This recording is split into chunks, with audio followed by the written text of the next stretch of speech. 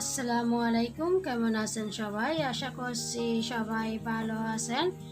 আজকে আমি আপনাদের সাথে দুই ধরনের পেঁয়াজের আচার বা একটা মিক্স আচার শেয়ার করব। ভালো লাগলে লাইক করবেন, শেয়ার করবেন, সাবস্ক্রাইব করবেন নতুন রেসিপির জন্য। চলুন দেখা যাক।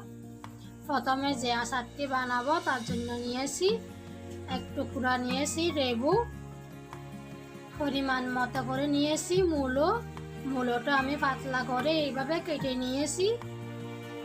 তারপরে নিয়েছি কাঁচামরিচ কুচি, এরকম পাতলা করে কেটে নিয়েছি। রসুনগুলো আমি ধুয়ে পরিষ্কার করে রোদের মধ্যে 10 মিনিট আমি শুকিয়ে রাখছিলাম, কারণ যখন আচার বানাবো রসুনগুলো একদম সবুজ সবুজ হয়ে যাবে, সেজন্য একটু রোদ দিলে ভালো, একদম সাদা থাকবে। আর নিয়েছি পরিমাণ মতো করে গাজর, পরিমাণ মতো নিয়েছি। তারপর নিয়েছি পাতলা করে কেটে নিয়েছি, আপনারা আপনাদের পছন্দ মতো করে কেটে নিতে পারেন। নিয়েছি শসাগুলো পাতলা করে কেটে নিয়েছি। সবগুলো আপনারা আপনাদের হিসাবে কেটে নিতে পারেন। তারপরে যখন আপনারা প্রথম আচার বানাবেন তখন আপনারা অল্প পরিমাণ করে বানাবেন, কারণ কারো ভালো লাগতে পারে, কারো খারাপ লাগতে পারে, সেজন্য অল্প পরিমাণ করে বানাবেন, বানাইয়ে খাবেন। যদি ভালো লাগে তাহলে বেশি করে বানাবেন।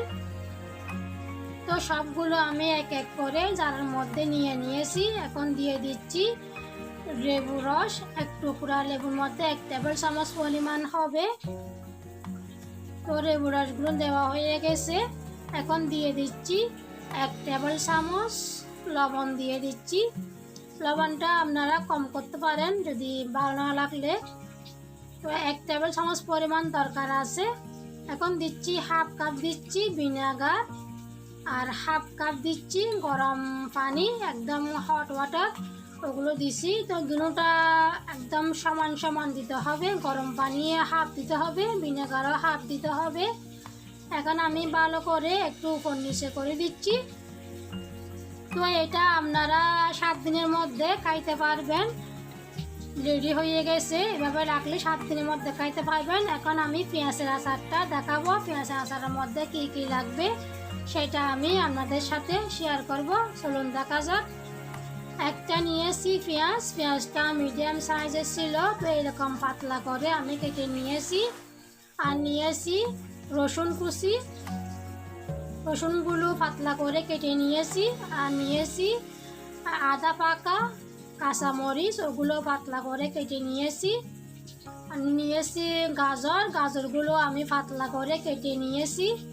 আপনারা সবগুলো আপনাদের পছন্দ মতো করে কেটে নিতে পারেন। আর নিয়েছি লেবুটা 1 টেবিল চামচ পরিমাণ হবে, ওই হিসাবে কেটে নিয়েছি।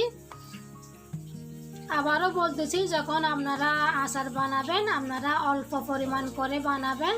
তারপর ওগুলো খেয়ে যদি ভালো লাগে তারপরে আপনারা নতুন করে আরও বানিয়ে রাখতে পারবেন, বছর জুড়ে খাইতে পারবেন। এটা খুবই এই দুটোটা আচার খুবই হেলদি, এটা স্বাস্থ্যকর আচার। এটা কোনো শরীরের ক্ষতি করবে না। যেমন আমরা তেলের আচার খাই, ওগুলো আমাদের শরীরের জন্য অনেক ক্ষতিকর।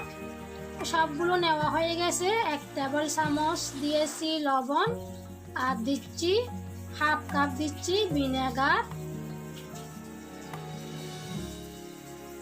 হাফ কাপ দিচ্ছি গরম পানি। দুটোটা সমান সমান করে আপনারা দিবেন, কম বেশি দেবার প্রয়োজন নাই। যদি বেশি মনে হয় তাহলে আরও একটু বেশি দিতে পারবেন, কোনো সমস্যা নাই। দুটোটার পরিমাণ সমান রেখে যতগুলো দরকার হয় ততগুলো আপনারা পানি আর ভিনেগার দিবেন। সবগুলো আমি একটু উল্টিয়ে দিচ্ছি, ভালো করে মিক্স করে দিচ্ছি। এটা 5 দিন বা 7 দিনের মধ্যে খাইতে পারবেন, কোনো সমস্যা নাই। তো এটা খুবই হেলদি। ভালো লাগলে আপনারা ঘরের মধ্যে অবশ্যই ট্রাই করবেন। এখন আমি ঢেকে দিচ্ছি। 5 দিন বা 7 দিনের মধ্যে সম্পূর্ণ রেডি হয়ে যায়। তো আপনাদের যখন ইচ্ছে তখন আপনারা খাইতে পারবেন। এটা যে কোনো গ্রিলের সাথে, পোলাওর সাথে, বিরিয়ানির সাথে, সবগুলোর সাথে এই দুটোটা আচার আপনারা অবশ্যই খাইতে পারবেন।